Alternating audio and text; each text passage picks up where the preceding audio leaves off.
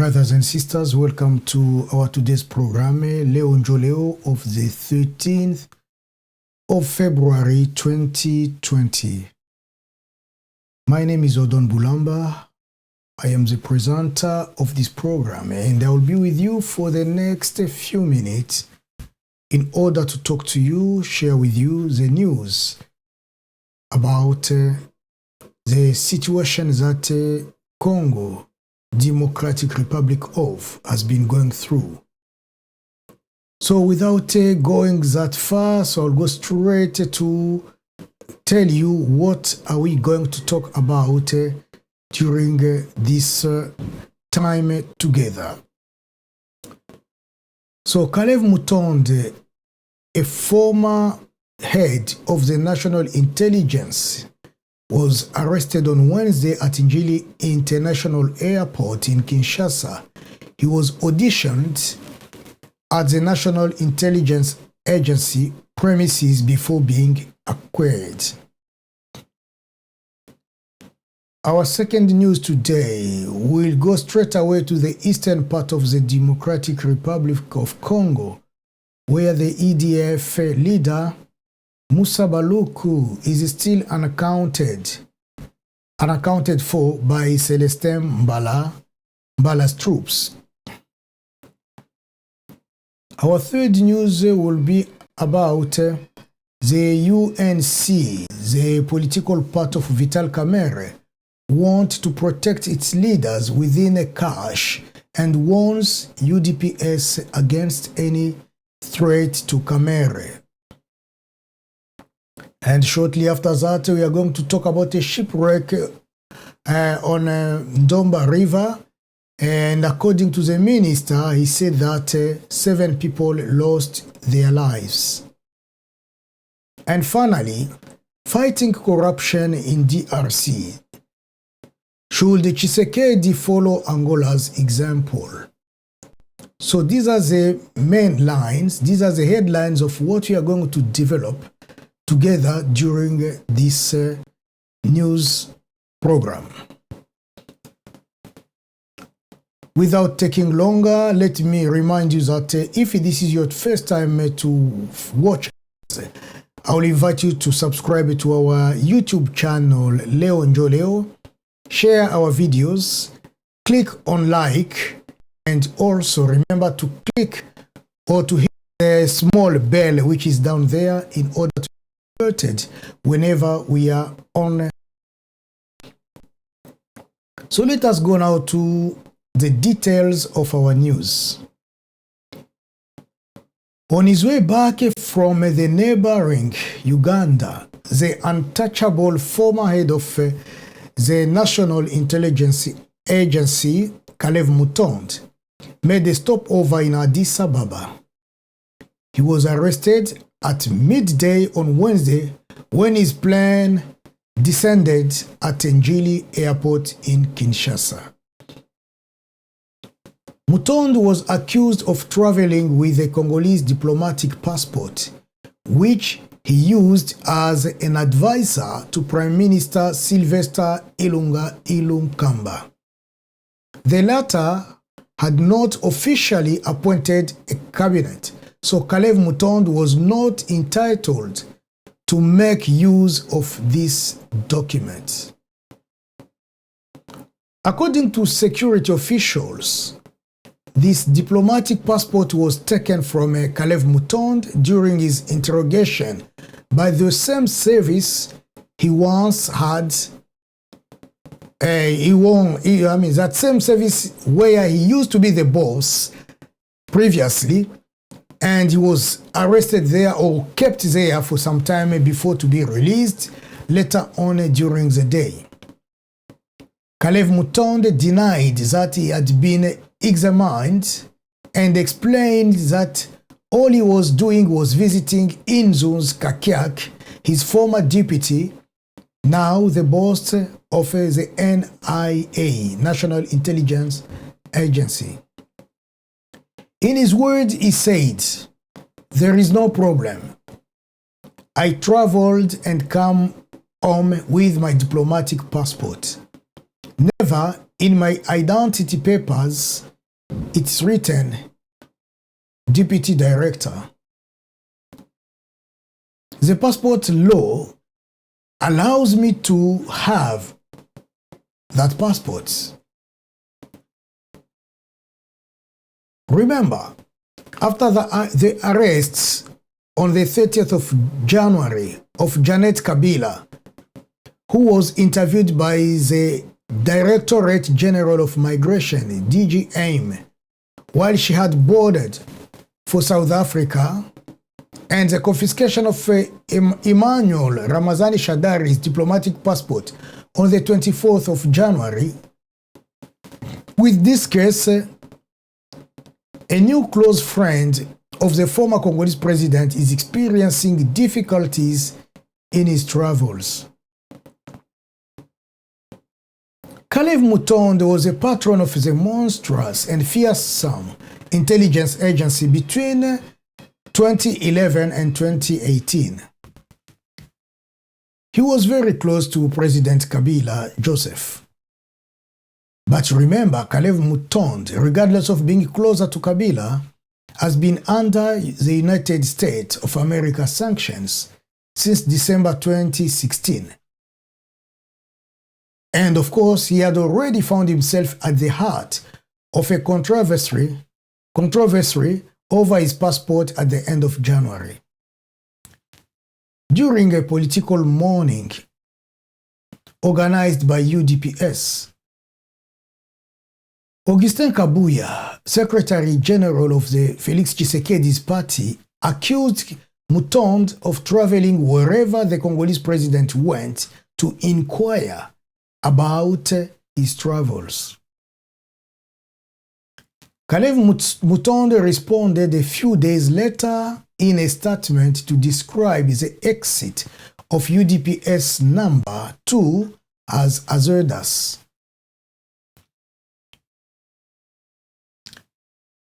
I had then also warned the detractors, even showing himself to be threatening. He said, "We have held this position for 8 years. We know the state secrets.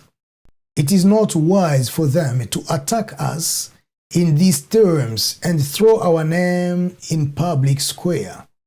Those who accuse us might give evidence." I would like to say that Kalev Mutond understands very well how the systems work in the DRC. But the surprising thing is that he finds himself in this madness of traveling on a passport which does not reflect his true function or his true position that he holds within the government or any organization.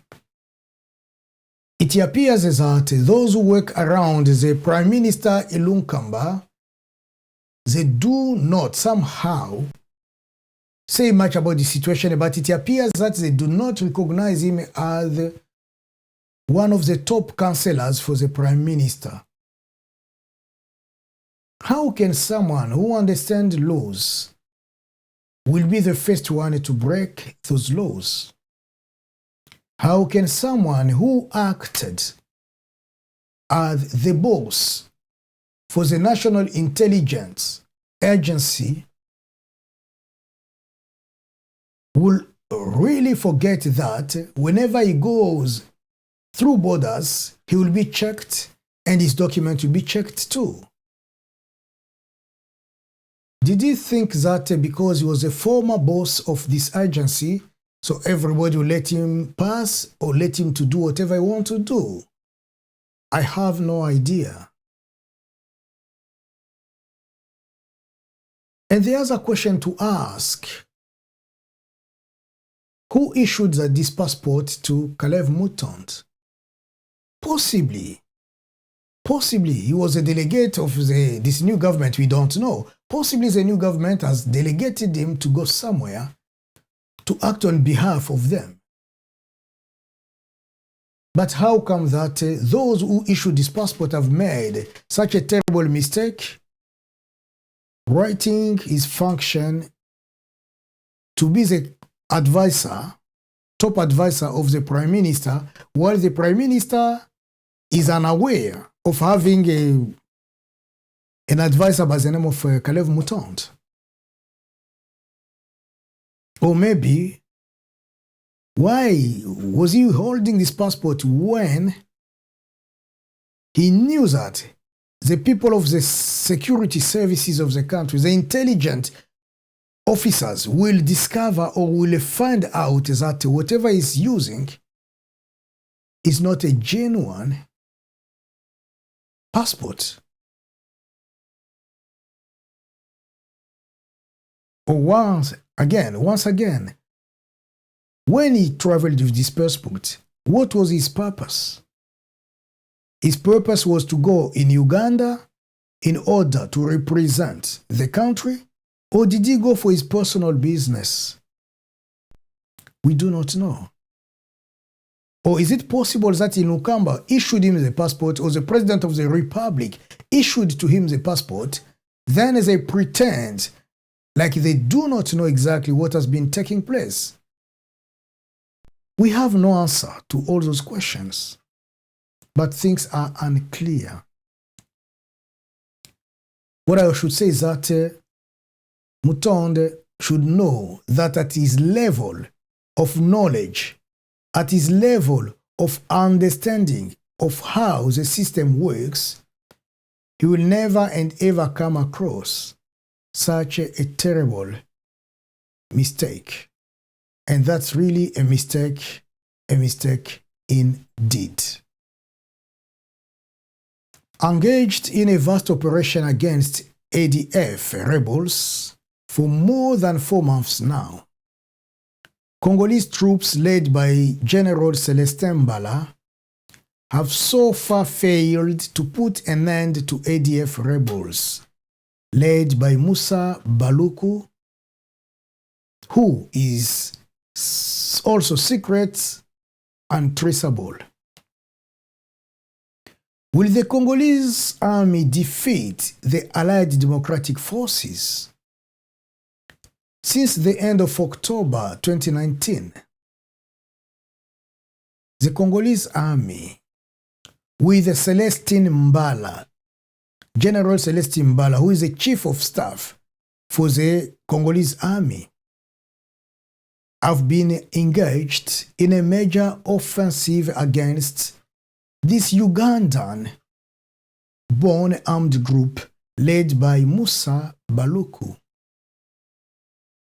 Despite a very heavy toll of more than 300 dead since the beginning of offensive in massacres blamed on ADF, the Congolese army has multiplied communication operations commenting on the advance of its forces, the capture of dozens of rebels, and the death of several of their leaders.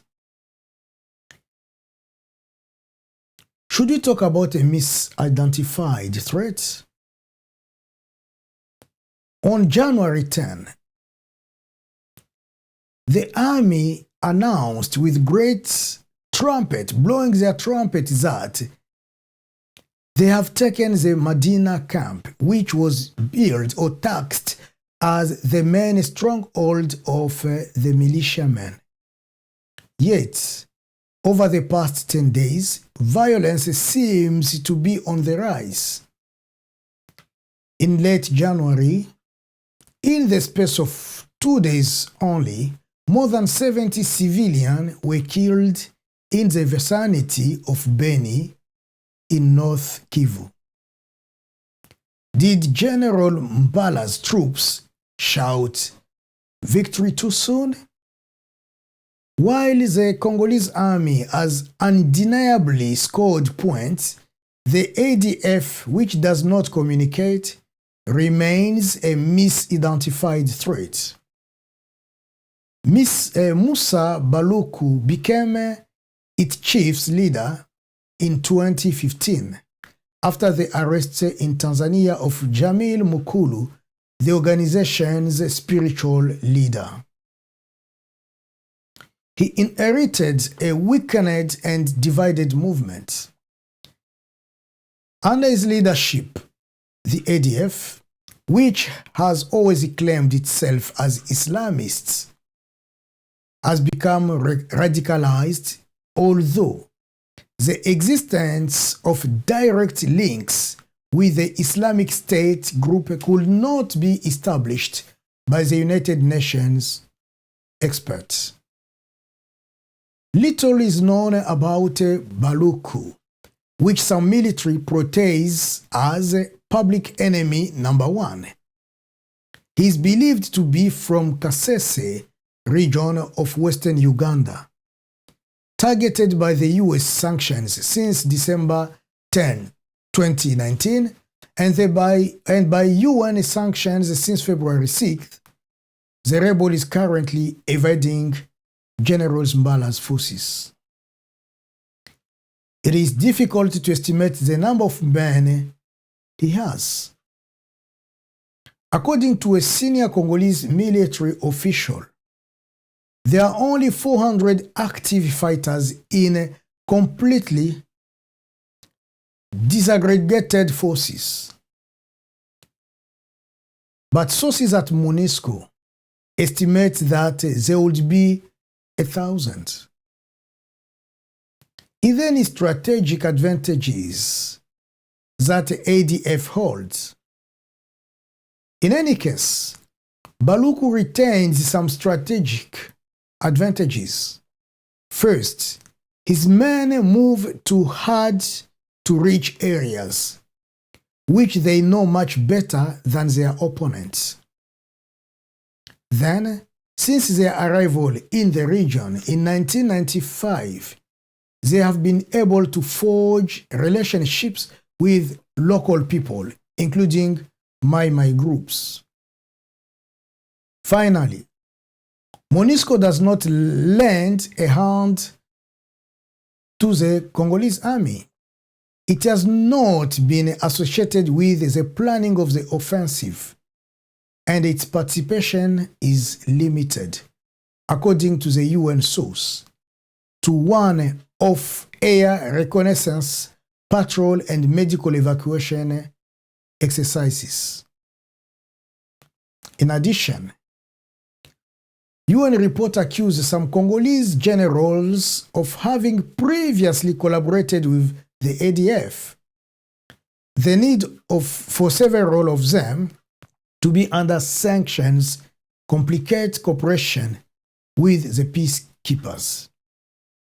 This is the case, for instance, of John Numbi, who in December 2019 was appointed to the Advanced Command in Beni. In these circumstances, can the Congolese army and Sylvestre Mbala complete their mission? Human cost and its impact on public opinion raise doubt that the operation can continue indefinitely. However, Chilombo, the Congolese head of state, made it his priority by announcing that this last attack would definitely exterminate the ADF. That was on December 10.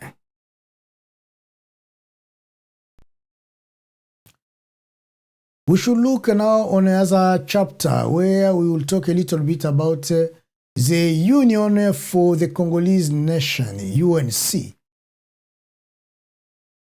To illustrate UNC, Member of Parliament Amato Bayubasire, who was chosen or elected from Walungu, South Kivu, he said that Walungu is Vital Kamerhe's home territory.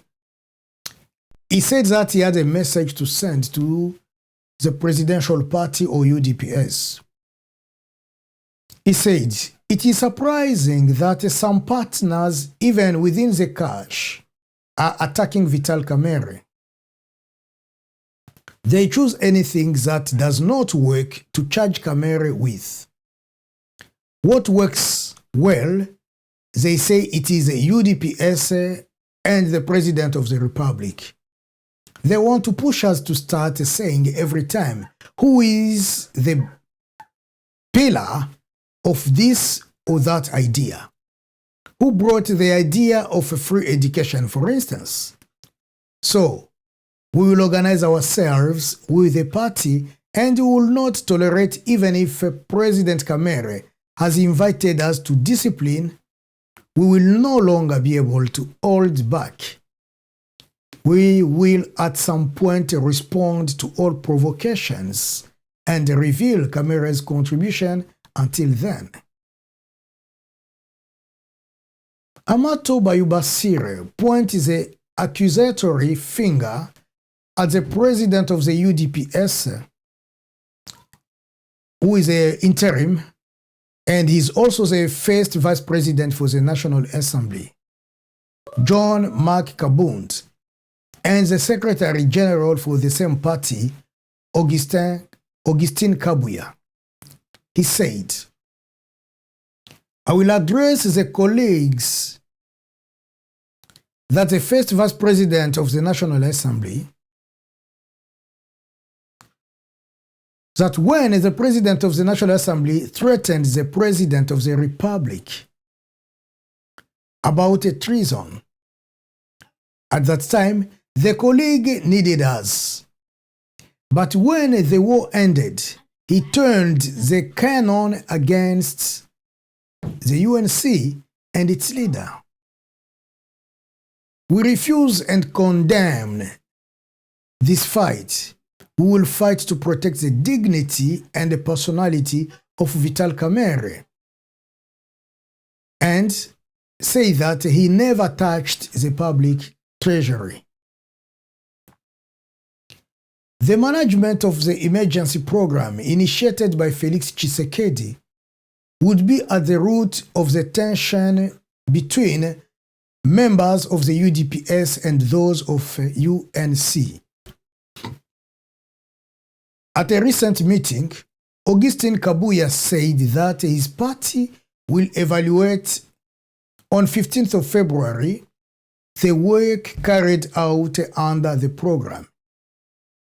He had implicitly quoted Vital Kamerhe, who, while Tshisekedi had not yet established a government, had managed all the funds allocated to this work, valued at more than $300 million. Speaking, for instance, of the bridges, work that is stalling, Kabuya said, large sums have been paid for this work. I followed the chief of staff of the head of state and the finance minister around the 100-day program. We need to know what really happened in this case. It was forbidden to cross the blue enclosure that frames the bridge. God sent us the wind that undone or destroyed these blue sheets, and we noticed that a year after that the work has never started. There is only the pavement, nothing else. And you are going to ban us in the name of alliances to know what is going on there. February 6th. The UDPS and its allies, led by Kabund, visited all the projects initiated as part of the emergency programs in Kinshasa, and the presidential party said it was disappointed with the very low rate of execution. In the past few days, we have heard someone, in person Kamerhe, say on the radio that the 100-day work has already been done to the tune of 70%. From where we come from, This project is not even 30% in terms of implementation, said Kabund, who sees maneuvers, he said, to provoke the uprising of the population against Felix Tshilombo. Let us go to the river Ndombe, where after the shipwreck on the Ndombe River, eastern in Kasai, on Saturday, 8th of February, which killed some 20 people, according to the leader or president of civil society in Kabeya, Kamwanga territory, the provincial government intends to make public the official death toll after investigation. This was told to the local press on Tuesday, 11th of February, by the provincial minister in charge of infrastructure, public works and reconstructions and communication, Joachim Kalonji Chibumba. He said, I am waiting for the investigations that are underway by my services to give with ample details the toll of this accident. Minister Kalonji says that according to the information in his possession, there are 7 bodies discovered and about 20 missing, contrary to the death toll put forward on the same day by the territory administrator, reporting more or less 20 dead and 7 survivors who were recovered by people of goodwill. Mr. Kalonji also indicated that the canoe that capsized in the middle of the river had more than 50 passengers on board and paddler was intoxicated. Our condolences to those families who have lost theirs during this tragedy. Now let us talk about something else. In a video conference in Washington yesterday, the U.S. State Department praised the effort of Angolan President João Lourenço in the fight against corruption in a very short time. At the same time, the United States congratulated President Tshilombo, who had traveled to Luanda to soak up the way Angola is making a successful transition, fighting corruption and earning dividends economy. The reference to Tshisekedi's name in the press conference is a very strong message. The alternation at the top of the state in Angola was marked by potential measures that demonstrate the seriousness and firmness with which the new President João Lourenço has set in motion to fight against the acceptance and the trivialization of anti-values for management of his country. Should DRC follow Angola's lead? Without procrastinating, José Eduardo dos Santos' replacement has worked to curb and even prevent some of the practices most damaging to the public treasury and the interests of the Angolan people. From then on, no one enjoys any more privileges. A strong signal that the Americans see Angola and its president as examples, better as models. The president of the DRC, Felix Tshilombo, should absolutely follow this example of leadership and the fight against corruption the U.S. State Department believes. It was said, we really wanted to congratulate President Lourenço on his economic and political reforms, his extremely powerful anti-corruption effort, and his strong regional leadership. If people remember the time when Tshisekedi was elected president of the DRC, His very first trip was to see President Lorenzo in Angola, and President Lorenzo has just achieved remarkable achievement in his time there. And absolutely, we want to expand our economic ties with Angola. Angola offers huge promises in a number of areas. And again, as you all know, for the Office of Africa, our #1 goal is to significantly increase U.S. trade and investment, and that is why we are here. As a reminder, since coming to power in September 2017, Lorenzo has launched a large-scale purge in the administration and state-owned enterprises. This action has mainly targeted those close to his predecessor, José Eduardo dos Santos.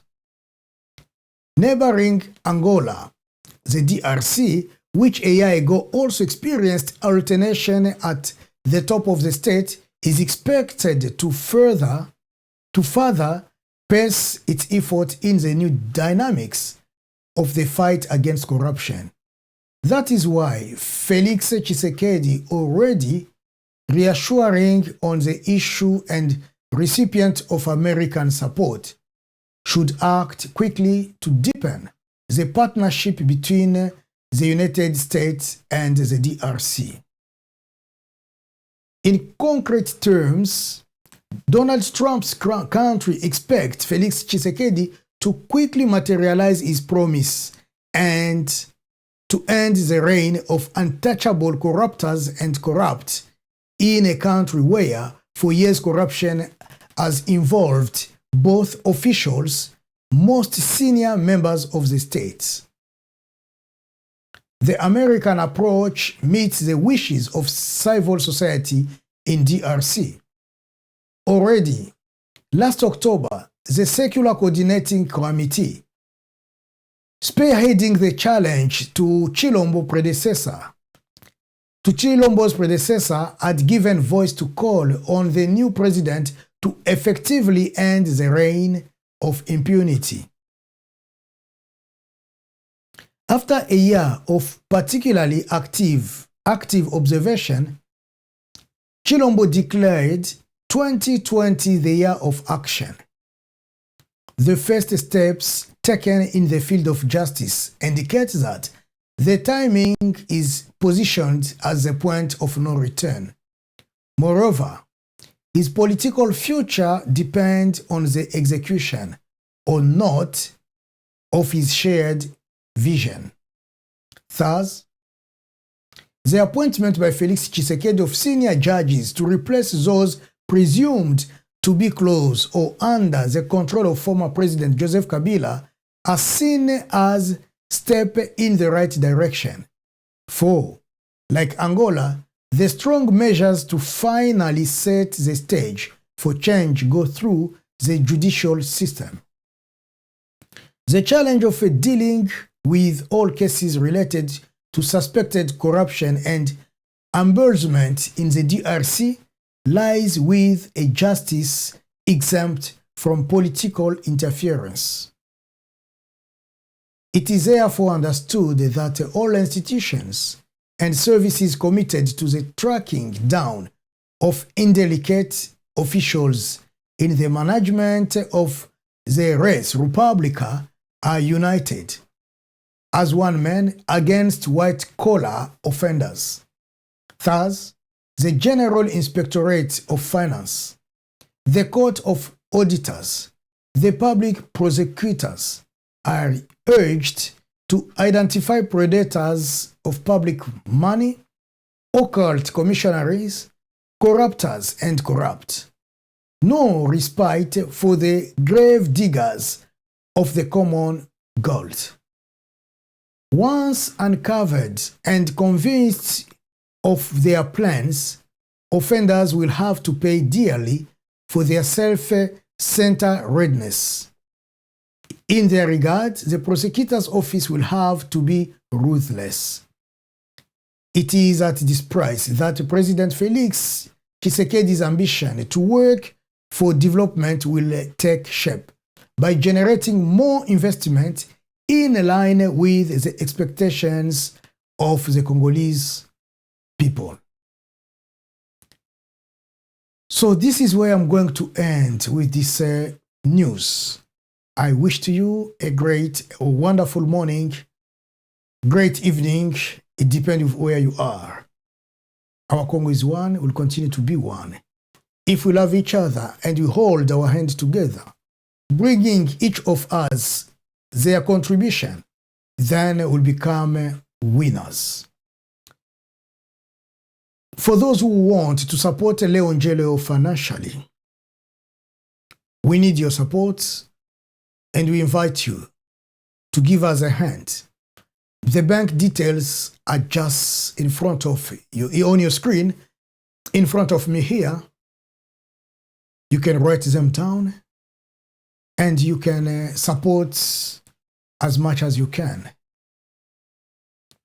And for those who don't want to use bank transactions, they can contact us on this number.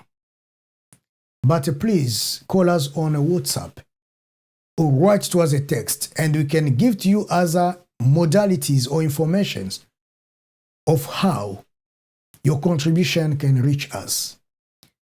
Thank you very much for your time. Thank you for supporting us. Thank you for sacrificing your effort and time in order to build Congo, to reshape our country. May God bless you. Have a wonderful time wherever you are.